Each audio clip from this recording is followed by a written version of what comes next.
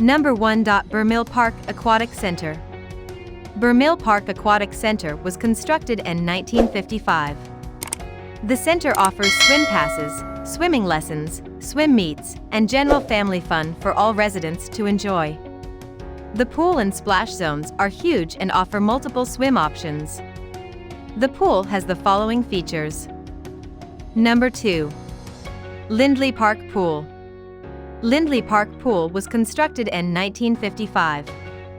The $200,000 investment was the first public swimming pool in the city and could accommodate 800 swimmers. The pool is huge and offers multiple lanes. The pool has the following features. Number 3. Healer Pool. Healer Pool serves the northeast neighborhoods of Greensboro, North Carolina, is located off of Phillips Avenue and across from the McGirt-Horton Branch Library, and can accommodate 100+ swimmers. The pool is huge and offers multiple lanes. The pool has the following features. Number 4. Warnersville Pool. Warnersville Pool serves the area of Greensboro, North Carolina just south of downtown and the University of North Carolina at Greensboro.